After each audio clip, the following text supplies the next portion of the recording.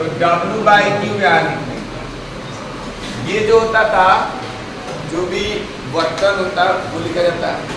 यहाँ से जो बर्तन हम निकालेंगे W, तो कितना हो जाएगा V/Q या Q/Q लिख सकते हैं।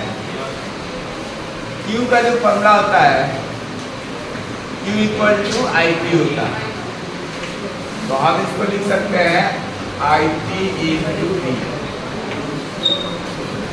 तो VIT एक फॉर्मूला आ गया VIT। ये तो हीटिंग इफेक्ट का जो फॉर्मूला था हीट एनर्जी के लिए, तो हीट एनर्जी जो होगा, हीट एनर्जी H से डिनोट करते हैं और W इक्वल हो जाएगा तो VIT लिख लेंगे। ठीक है, एक फॉर्मूला हमारे पास ही आ जाएगा H = VIT। दूसरा हम चाहे तो V = क्या होता है ओम्स लॉ से IR, तो H = कितना हो जाएगा IR यहाँ लिख देते हैं और × IT यह आ जाएगा I²। H = I²RT, यही फॉर्मूला लिखा है।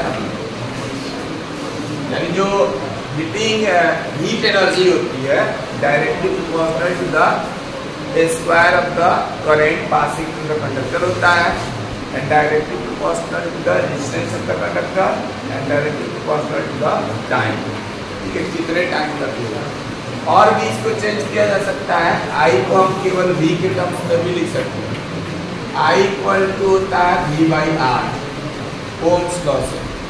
ठीक है, तो उससे अगर हम लिखना चाहें तो इस फॉर्मूला में इधर करते हैं,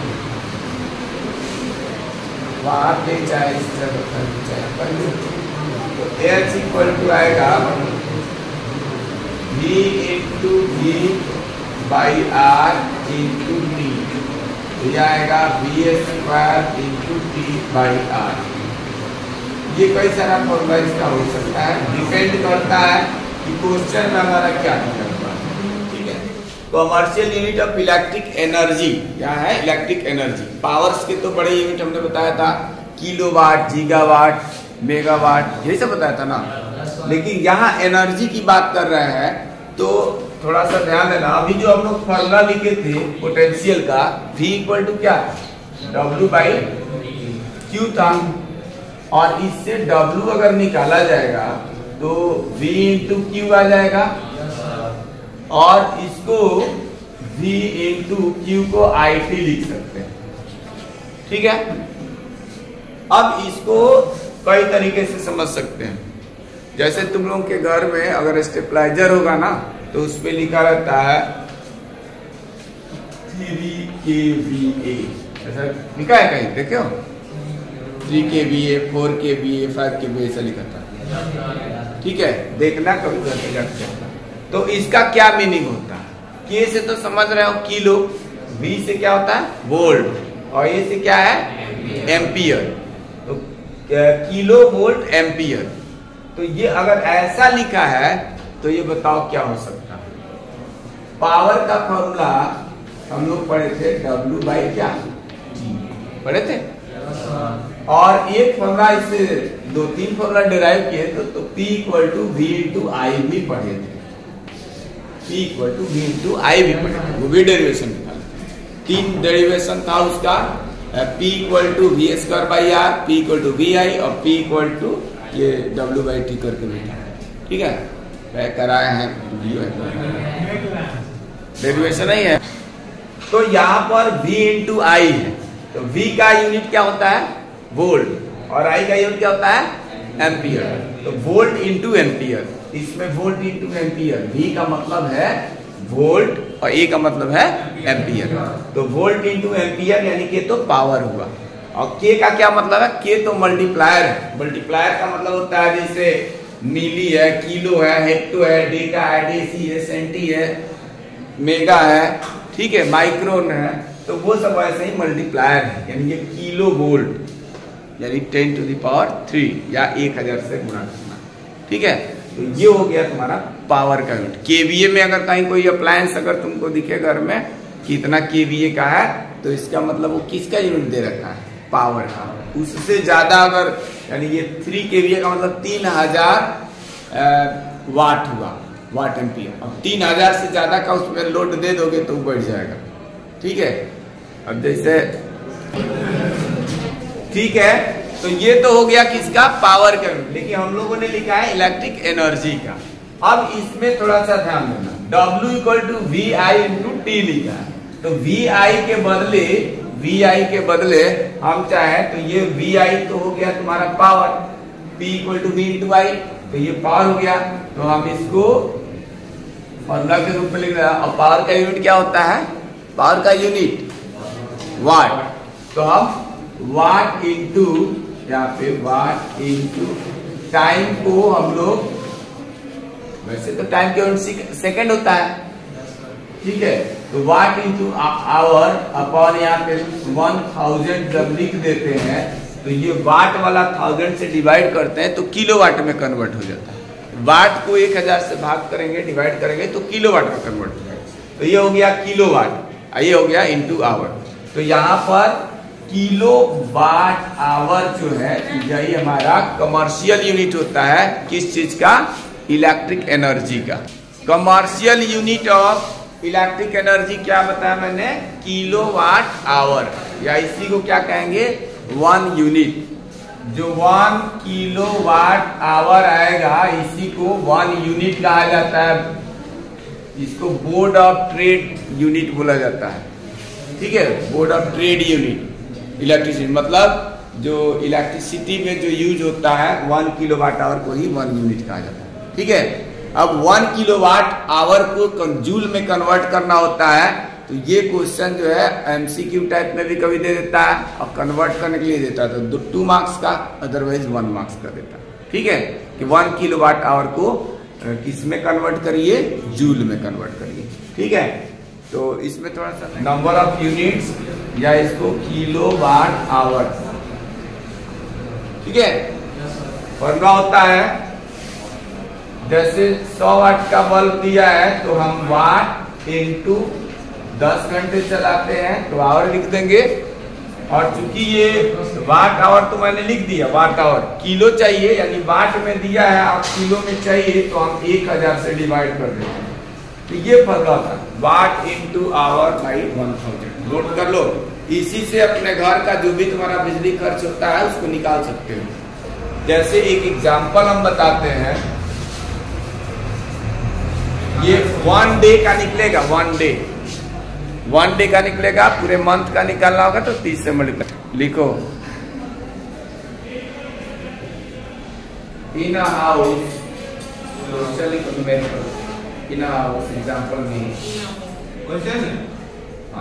इन house there are 4 electric fans rated, there are 4 electric fans rated 60 watt 220 volt। 4 fan कैसे हैं, लिया, comma 2 TW2 electric motors, 2 electric motors of 1/2 HP, 1/2 HP, and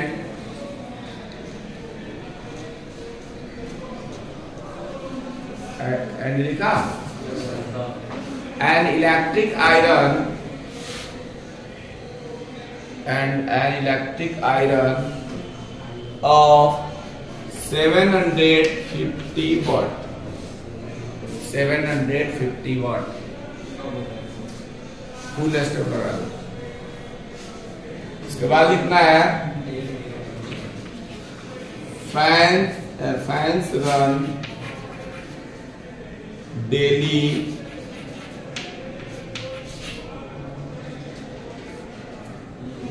12 hours। Fan जो है डेली 12 घंटे चलते हैं। मोटर, दो मोटर है ना, तो यहाँ मोटर्स रन, ये जो है 5 आवर्स 5 घंटे चलते हैं।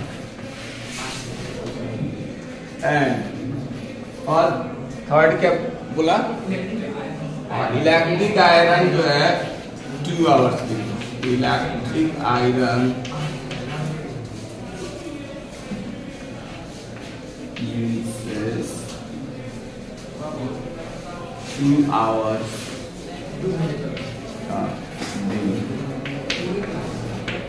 तो लिखता है what is the electric energy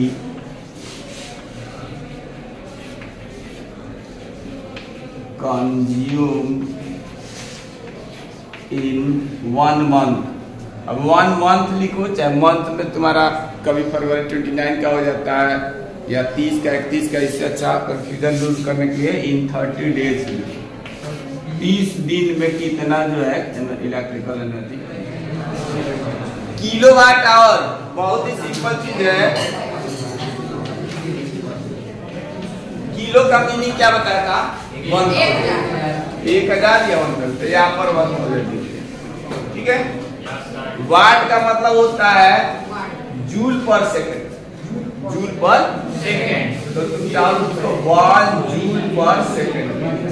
in our का मतलब क्या होता है 60 मिनट्स या 60 into 60 सेकेंड्स, तो यहाँ पर हम 60 into 60 सेकेंड्स, सेकेंड की पावर -1 है, यहाँ सेकेंड की पावर 1 है, कट जाएगा ना।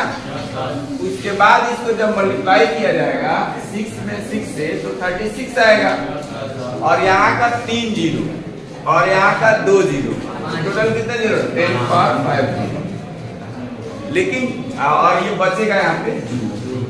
अब हम लोग एक स्टैंडर्ड फॉर्म होता है, जैसे 10 की पावर 3 से ज्यादा अगर नंबर हो जाता है 1000 से ज्यादा, तो फिजिक्स हो चाहे मैथ हो चाहे किसमें भी हम लोग कोशिश करते हैं उसको स्टैंडर्ड फॉर्म में लिखने की, 10 के पावर के फॉर्म में आंसर लिखने के।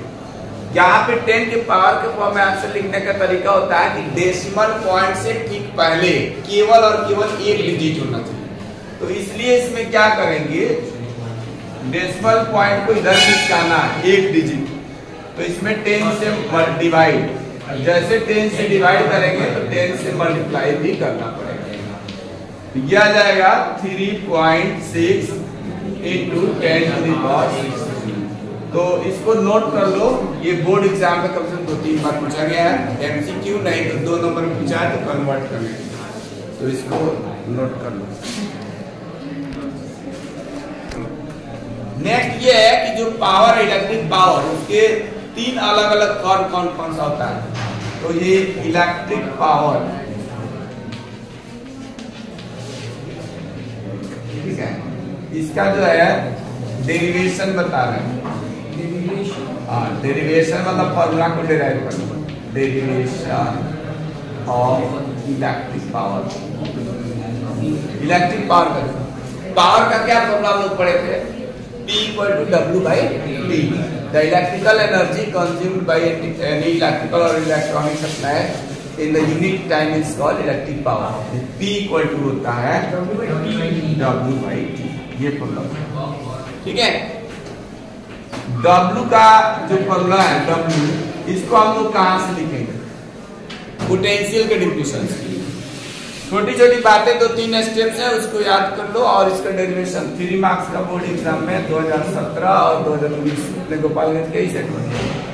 तो V इक्वल टू होता है क्या, W बाई Q, और इससे W निकालेंगे तो क्या आएगा, V इंटू Q, और V इंटू Q के बदले IT बताया था, तो W इक्वल टू VIT आ गया ना। तो हम यहाँ पर V into I into T लिख देंगे, ये V कैपिटल निकल जाएगा और डिवाइडेड बाई T से T कट जाएगा, तो P equal to V into I आ गया। एक फॉर्मूला ये ये तो by the definition of electric power लिखा जो करा चुके, और ये अगर नहीं लिखे थे तो यहाँ पे P equal to V into I, ये हो गया।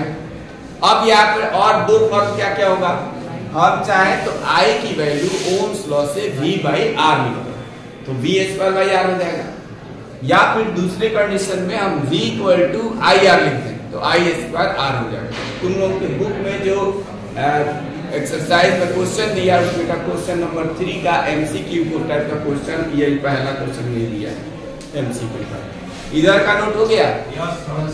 तो यहाँ पर हम लोग फिर क्या करेंगे, ओम्स लॉ से लिख सकते हैं I की वैल्यू V बाई आर, यहाँ लिखेंगे by Ohm's law. Ohm's law से क्या लिख सकते हैं, V equal to I R होता है, इससे I इक्वल टू हम V बाई आर लिखते हैं। एक एक ध्यान से समझते चलो। अब इसकी वैल्यू इसमें रख देना, putting the value of I in equation first, putting the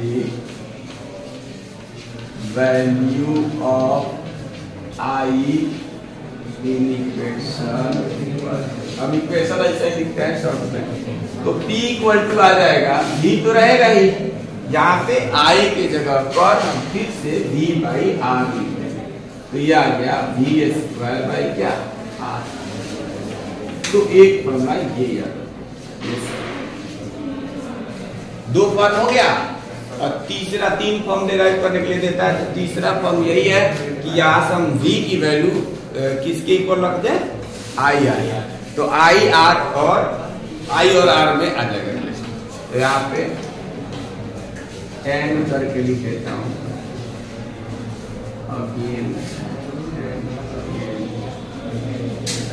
V equal to I R. तो इससे हम क्या करेंगे, अगर नहीं दिखेगा तुम लोगों को, तो इस वाले फॉर्मूले में P इक्वल टू V के जगह पर आई आर लिखेंगे, और फिर से यहाँ क्या I है ही, तो कितना आ जाएगा, I इंटू आई तो होता है I स्क्वायर आर। तो ये तीन अलग अलग जो फॉर्म है, इसको हम लोगों को याद रखो। नहीं याद हो, एक फॉर्मूला याद रखो, दूसरा पोटेंशियल से, तीसरा ओम्स लॉ से रख के डेरिवेटिव, ठीक है। किसी को दिक्कत हो पूछ सकता है। यहाँ पे ये लिख देना कि equation first comma second comma third are three different formula power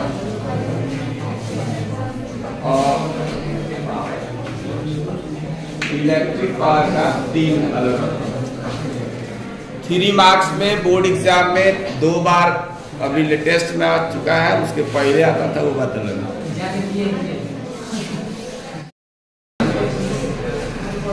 question है, an electric bulb is rated 220 volt 100 watt when it is operated at 110 volt, but the power consumed will be 100 watt, 75 watt, 50 watt, 25 watt। हमने rating का meaning समझाया था, जैसे अभी हमने लिख दिया, इसमें रेटिंग दिया हुआ है 220 वोल्ट और 100 वाट रेटिंग है।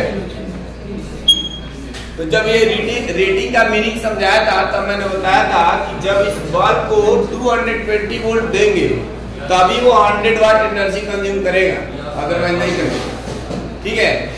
उससे अगर कम वोल्टेज हो जाए या ज्यादा हो जाए, कम हो जाएगा तो कम एनर्जी का कंजम्पशन होगा, ज्यादा हो जाएगा ज्यादा कंज्यूम करेगा।